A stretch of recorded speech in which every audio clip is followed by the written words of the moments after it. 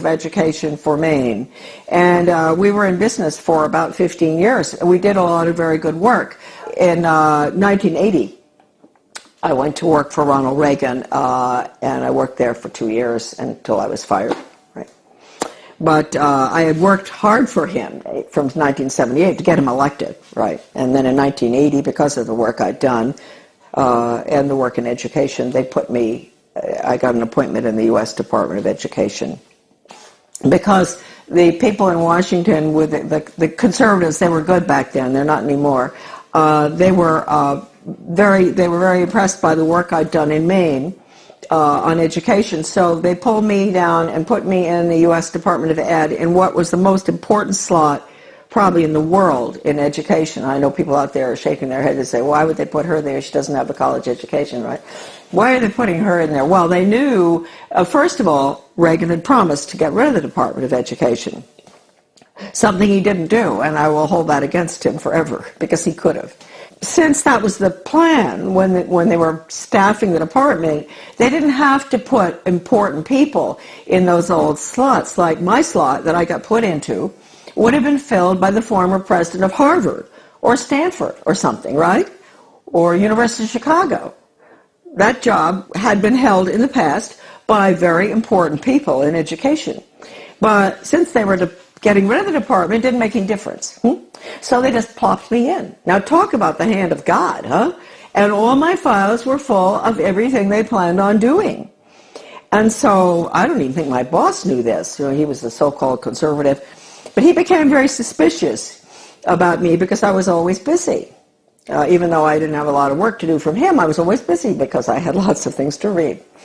And I would stay after work. I'd stay until 2 a.m. in the morning. When everybody was gone, I'd get into everything. Sure, if it had just been the job and all the files and everything had been whisked away by these former very important educational change agent communists, Marxists, I would not have found stuff, but all the stuff was left in the office. What I saw was so depressing. That's hardly the word. I mean, this was the education of Charlotte. It was the greatest horror story I had ever encountered. And at one point, he sent me, he wanted to get rid of me out of that office. He sent me up to the National Institute of Education, which is where all the research is performed. They send out all the grants and contracts to the universities or schools or whatever from there. I found out I was really in the belly of the beast right there, because I had access to all the computer printouts of all the grants and contracts of your money, folks, going out not just across our country, but all around the world, about how to change the education system from academics to a brainwashing using Pavlovian, Skinnerian, operant conditioning computers and workforce training for the globalist economy, the corporate fascist, socialist, communist government that's coming right in this minute. I had a friend from Maryland who used to come and she had a huge Cadillac, and I'd get all my stuff and put it in, interesting for Maine people, LL bean bags. You know those big LL bean bags? Those huge ones? And I'd put all the papers in there, and at lunchtime we'd meet uptown for lunch. She'd come in, marvelous gal, Australian, who I absolutely love, probably one of the finest Americans who ever, she was Australian, but she did more for our country than anybody I've ever known. Brilliant. We'd meet, dump the stuff in her car, go have lunch. She'd take it home. She'd get some of it out to the people across the country. It was not a really exciting job. It was mainly to see if the universities, the schools, the different entities across the country that were getting money or around the world from the taxpayers, that they were getting their quarterly reports in on time. That's all. It had nothing to do with philosophy. Huh? And so one day I ran across a grant to Lansing School District, Lansing, Michigan. This was University of Michigan connection with my office. And it was a values clarification program for first graders, elementary school. And it pre- and post-tested those little children about what goes on at home, what religion do you... And I looked at this thing and I thought, what on earth are they doing? And so I turned to this bureaucrat who was working with the GAO about financial things. And I said, look, we're doing waste, fraud, and abuse. I know that. But I said, take a look at this. Don't you think that this is pretty wasteful, fraudulent, and abusive in another way? And so he took a look at it and he said, oh my Lord. He said, this is horrible. And really nice guy, bureaucrat, Washington. People sometimes get after all the bureaucrats. They're not all that bad. Some of them are just like us, and they care. And I said, well, look, I'm only meant to be here 2 weeks, but could you give me extra time? Because I want to go through all these grants and contracts. And he said, you can have as much time as you want. So I spent 6 weeks up there going through all the stuff. And I can't tell you how horrible. First of all, even if you don't care about children, you don't care about education, you don't care about your country, you don't care about anything, people? Are there people out there who don't care about anything? They do care about their wallet, huh? You should care about this money that has been spent in the name of education. It's total brainwashing. Anything coming out of Washington is a total Marxist brainwash. And Marxism is the world of the future unless we stop it right now. I'm fired for leaking one of these documents to Human Events. It was the one that put technology into, with the computer on, with the curriculum on it. It was a grant going out to every single state with the computer curriculum for the state. Can you imagine, designed by Washington and all the different government education associations. And within that big paper that I found, Better Education Skills Through Technology, it was called, Project BEST. I found this one paper, this was sort of a draft, and it said, what we at the federal level can control and manipulate. That's a direct quote, colon. And then it listed, this is for us at the local level because we don't know how to run our own laws, and the state. I get fired. Then I write the president, I write Reagan, and I tell him what's going on in the department. And I said, you would be shocked if you knew. This place has got to be shut down, etc. And it was a long letter. I explained everything, that the U.S. Department of Education is a Marxist factory designed to destroy any semblance of good values, academics, etc., and to make sure our children march blindly into a socialist communist world government. That's the goal of the U.S. Department of Education. They didn't want anyone to know that Ronald Reagan had that letter. So I never got a reply. I tried to. I called Ed Meese. I went home, called Ed Meese, who was the chief counselor or whatever in the White House, and I said, I want to talk to you all. I want an answer to that letter. Finally, I went down and talked with Ed Meese's aide, Ken Cribb, and I said, he patted me on the shoulder, that way they do that. Oh, Charlotte, aren't you pleased to know the president got your letter? That's an admission right there. I know he got it because John Lofton, a journalist at that time in Washington, called his office, the White House, back in 1983 or something, and asked. And they said, yes, it's on his desk, and he's marked it up. So let's get that straight. He had it.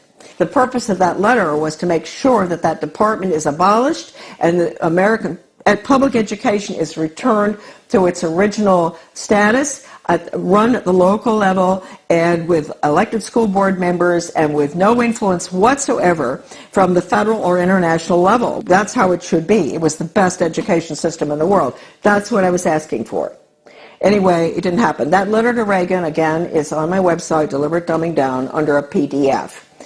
I wrote in 1985 a book called Back to Basics Reform, or Skinnerian International Curriculum.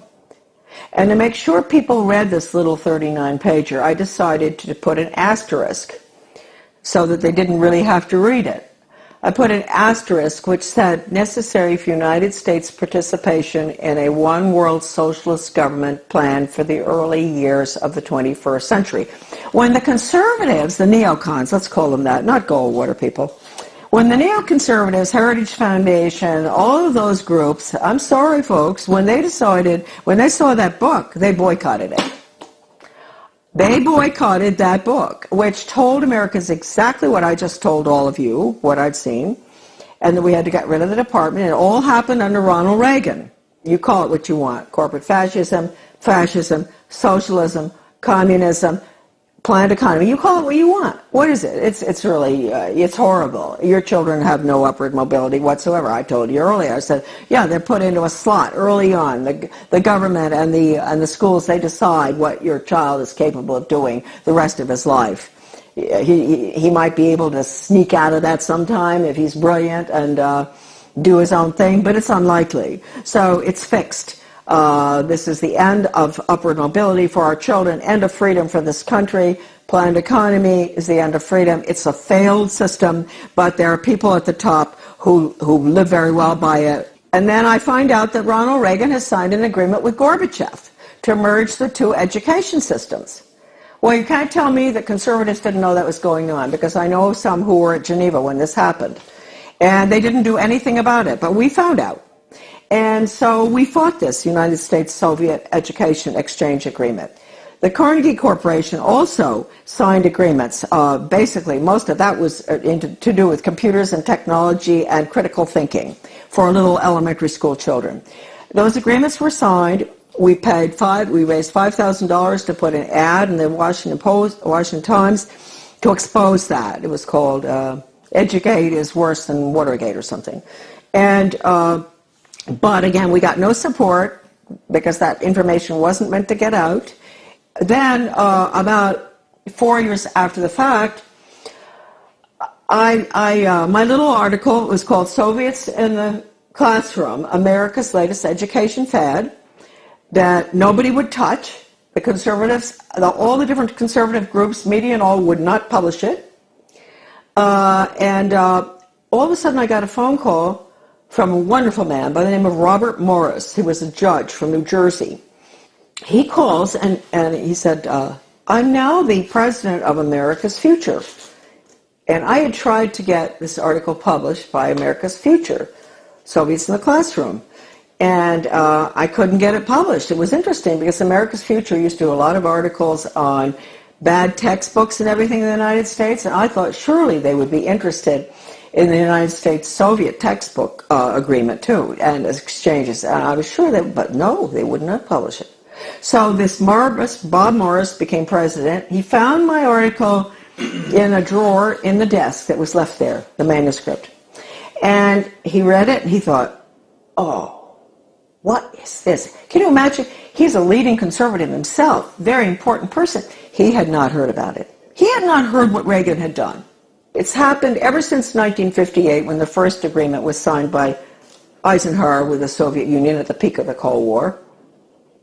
And then the various agreements have been signed all the way through until recently, one with China. So we have merged, and let me point out, just today, I was informed that there are forces at work in the state of Maine that are surrounding our wonderful people that we elected last November. Traditional Mainers, good, hard-working Mainers who were very upset about what's going on. They worked hard to get our governor in, a wonderful man, Paul LePage. And I want to warn all of you that out in your states, if you elected some really good people, they've been surrounded. And you've got to be very careful. You've got to let them know not to go along with any of the agendas that call for regional government or consolidation. Because regionalism, the merging of services, the police forces in one town, police force merges with another one, the schools consolidate, all the little schools merge into a big one. They tell you that's to save money and all. They're lying to you because it doesn't. We know that. It doesn't save money. But what it really is, regionalism is communism. And I have an article, it's in Deliberate Dumbing Down of America. You can look up the name Zeitlin. You will see this communist writer for the Communist Daily World in the mid-70s talking about the need for the United States to implement regionalism and consolidation. It's communism. So any effort that you see out there where they use the word, they don't use the word regionalism that much anymore, they're getting smart. They use the word consolidation.